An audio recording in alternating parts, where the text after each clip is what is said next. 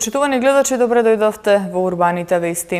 Во дворот на тутунскиот комбинат во Скопје, некогашниот монопол, откаде што во смрт биле пратени 7144 евреи од Македонија, беа одбележани 75 години од депортацијата на македонските евреи.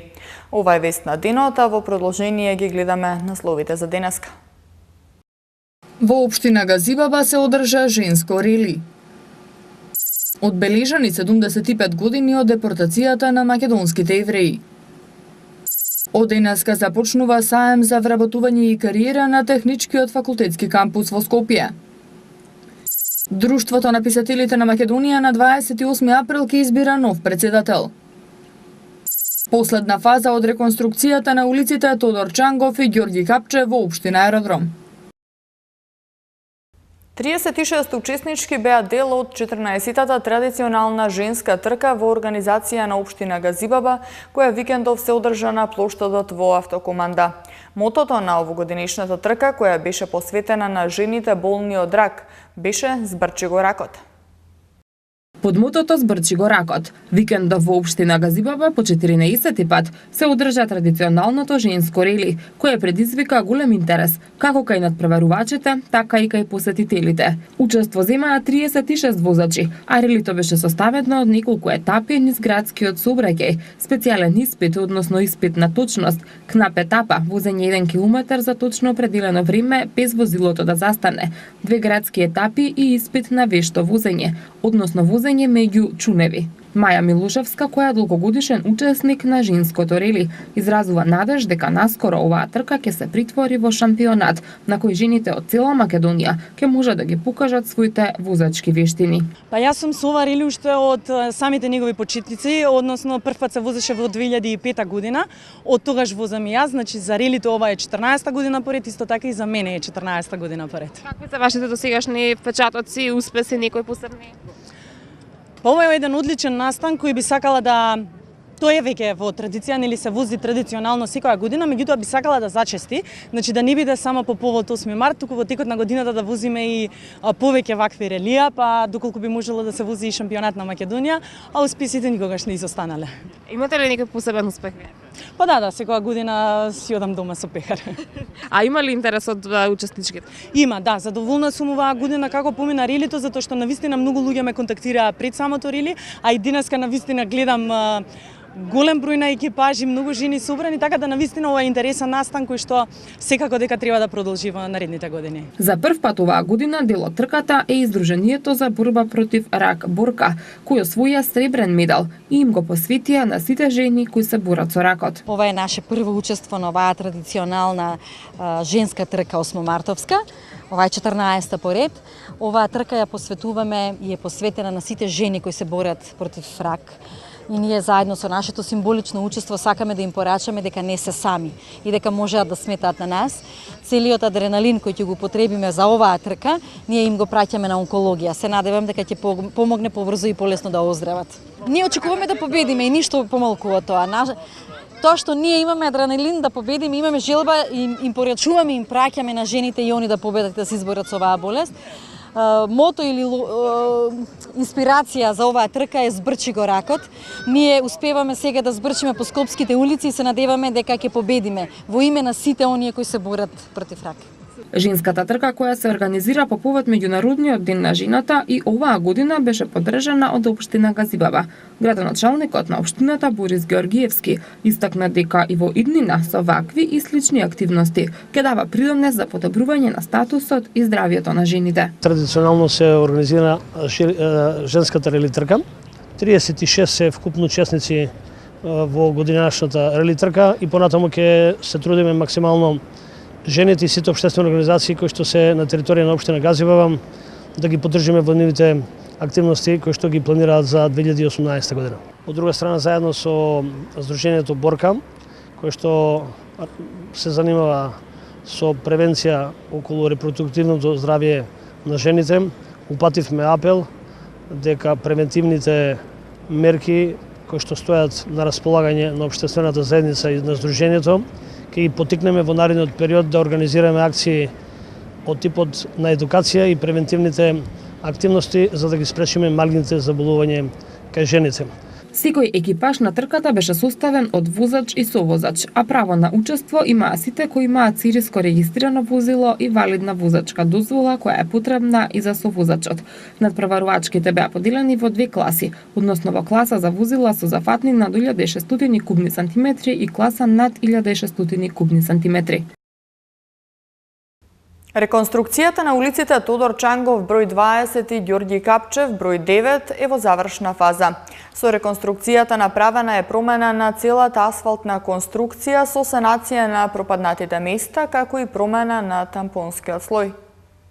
По завршна фаза е реконструкцијата на улиците Тодор Чангов број 20 и Ѓорѓи Капчев број 9, што опфаќа асфалтирање на потокот каде што се градеше атмосферска канализација. Реконструкцијата на улиците кои се протегаат од булеварот Февруарски поход до Усијанскиот канал опфаќа промена на целата асфалтна конструкција со санација на пропаднатите места, како и промена на тампонскиот слој. За оваа реконструкција беа направени измени на проектната документација во тек на градба. Целта беше прилагодување на ново проектирана улица 9 со улицата Тодор Чангов број 20 во однос на овозможување пристап до подземна гаража и прилагодување на висината на рабниците. Улиците се во вкупна должина од 1 км и 240 метри и ширина од 6 метри. Вкупната инвестиција за овој проект чини околу 20 милиони денари. Средства обезбедени од буџетот на општина Аеродром и град Скопје. Хуманата мисија на општина Ѓорче Петров за помош на своите сограѓани продолжува понатаму. Денеска градоначалникот Александар Наумовски го посетил Чичко Драги, човекот кој продава стегачи и ластичиња на рекорд за да обезбеди некаква екзистенција. Од општината информираат дека ќе му помогнат со обезбедување парични средства, како и со покутнина, облека и медицински средства, затоа што тој се наоѓа во лоша здравствена состојба. Градоначалникот на општина Ѓорче Петров Александар Наумовски денеска бил во посета на Чичко Драги, попознат на јавноста како Чичкото кој продава стегачи и ластичиња на рекорд, со цел да види во какви услови живее и што како општина може да сторат за подобрување на тешкото секојдневие кое го има овој човек. Како што информираат од општината, тој живее сам од социјална помош и од тоа што ќе го заработи од продажбата на рекорд. Од општината ќе му помогнат со парични средства, обезбедување на дел од покутнина која тој самиот ја истакнал како најнеопходна во моментов, облека и медицински помагала затоа што тој се наоѓа во лоша здравствена состојба. Од општината информираат дека Чичко Драги ќе го посети и социјалната патролна служба за да му помогне и да го насочи во однос на документацијата што треба да ја обезбеди за помош. Исто така упатуваат апел до сите физички и правни лица кои можат да излезат во пресред и сакаат да помогнат, да се обратат во општината на телефонскиот број 20 39 307. Со жалење и осуда за депортираните македонски евреи во логорот Треблинка беше одбележена 75 годишнината од ова злосторство. Одбележувањето во Скопје почна со маршот на живите кој започна од музеот на град Скопје, а заврши во дворот на Тутунскиот комбинат, поранешен Монопол, со положување цвеќе од високи владени представници и здруженија. По повод одбележување на 75 годишнината од Холокаустот на македонските евреи во Втората светска војна, денес во Скопје беше одбележан марш под мотото Маршот на живите. Од музејот на град Скопје учесниците се упатија кон зградата на Тутунскиот комбинат, поранешен Монопол, на чествувањето пред споменикот посветен на депортираните 7144 евреи од Скопје, Битола и Штип, кои во март 1943 година биле собрани на тоа место и до крајот на месецот во 3 депортации со вагони, однесени во логорот на смртта Треблинка. По пристигнувањето кај споменикот, делегациите и представниците на Здруженија на евреите положија цвеќе. Во одбележувањето учествуваа и премиерот Зоран Заев и бугарскиот премиер Бојко Борисов, кои изразија жалење и осуда за депортираните и убиени македонски евреи, со порака да не се повтори никогаш повеќе такво злосторство. Директорот на Националниот музеј на Холокаустот во Вашингтон на денешното одавање почит на споменот на жртвите изрази жалење за случувањата во кои невинни луѓе ги загубија животите, а на македонските граѓани им порача да го посетат музејот што ќе се отвори следниот месец.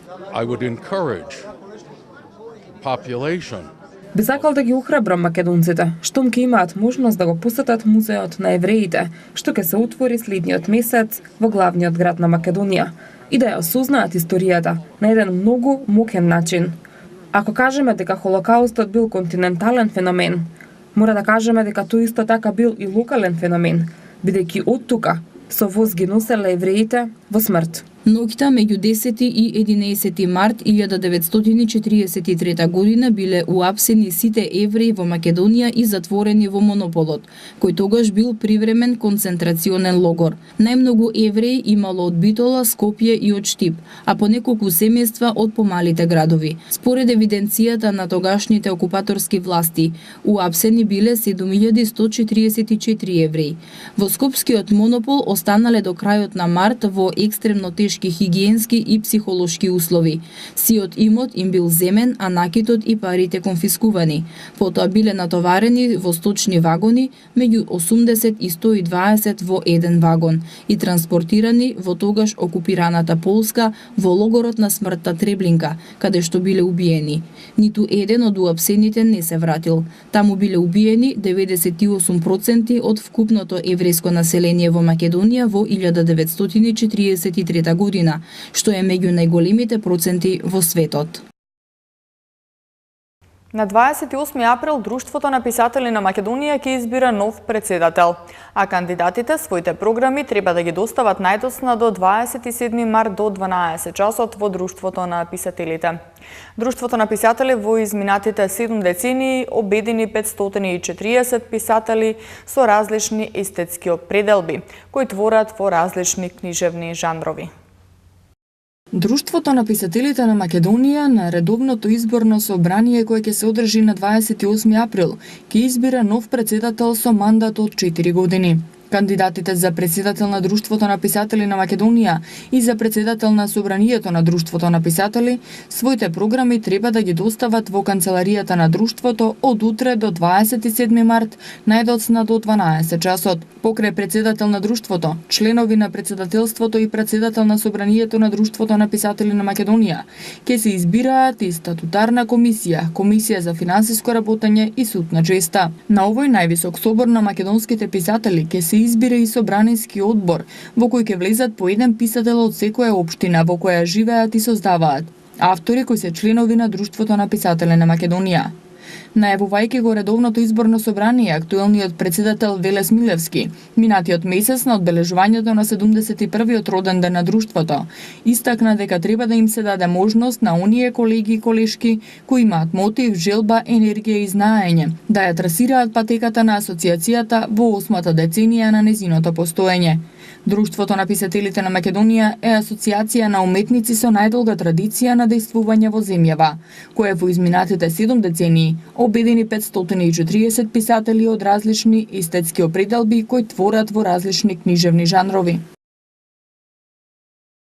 Од денеска до 16 март на Техничкиот факултетски кампус во Скопје се одржува 14-тиот поред саем за вработување и кариера. Целта на овој саем е поврзување на студентите и компаниите за полесно наоѓање практична работа и вработување по завршувањето на студиите.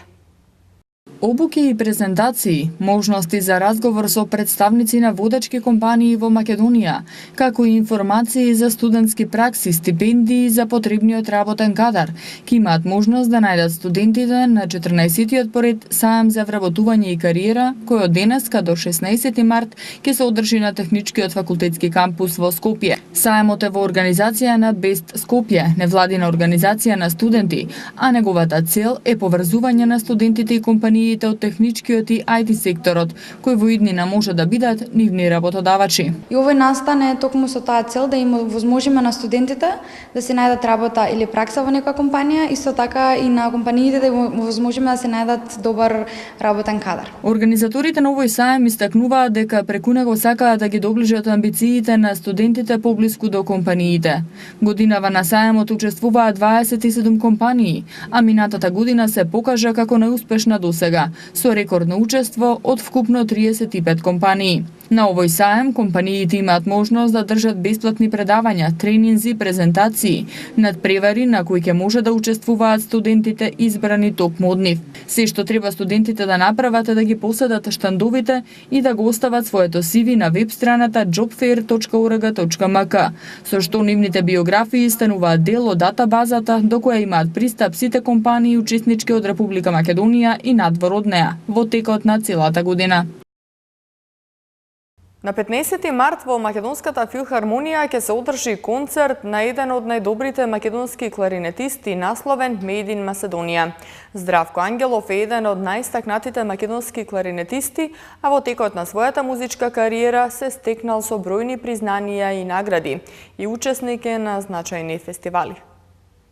Made in Macedоnia е насловен престојниот концерт на Македонската филхармонија кој ќе се одржи овој четврток на 15 март во 20 часот. Како солист ќе се представи еден од најдобрите македонски кларинетисти Здравко Ангелов, прв кларинетист во Македонската филхармонија, кој ќе го изведе концертот за кларинет и оркестар број 1 од Лудвиг Шпор. Диригент на концертот е маестро Боријан Цанев, а на програмата се и делото Лет од австралискиот композитор со македонско потекло Мајкал Бакрнчев, како и познатата симфонија број 41 Јупитер од музичкиот генеј Моцарт. Регионалниот центар за управување со кризи соопшти дека без струја утре во различни периоди од денот ќе бидат делови од општините Студеничани, Газибаба, Бутел и Центар. Утре во период од 8:30 до 13:30 часот без електрична енергија ќе бидат дел од корисниците од село Батинци, место викано Долни Чипријан, кај вториот влез во селото, десниот дел над патот во општина Студеничани. Без напојување со електрична енергија во период од 9:45 до 14:45 часот ќе бидат делови од улиците Коце Металец, парни броеви од број 70 до 80 и броевите 13 и 15 во општина Газибаба. Од 9 до 12 часот дел од улицата Благоје Давков во општина Центар, а од 9 до 13 часот Гаши Комерц, Клан Доел, дел од улицата Боца Иванова, АБЦ ресторан, АБЦ Комерц магазин и Јафа Промет во општина Бутел. Корисниците од улиците Маđари, Жеглјане, Среќко Пужалка, Јужноморавски бригади и Фуштанска, како и околината на основното училиште Крсте Мисирков во општина Газибаба, ќе бидат без струја во време од 9 до 15 часот. Во наредните 2 дена ќе има слаб локален дожд, а дневните температури ќе опаднат за неколку степени. Во Скопје утре времето ќе биде умерено облачно со врнежи од дожд и температура до 16 степени. Во среда, четврток и петок максималните дневни температури ќе се движат од 14 до 16 степени. Со оваа информација ги завршуваме денешните урбани вести. Ви благодариме на вниманието, а повеќе информации има на нашата веб страна matama.mk. Пријатно!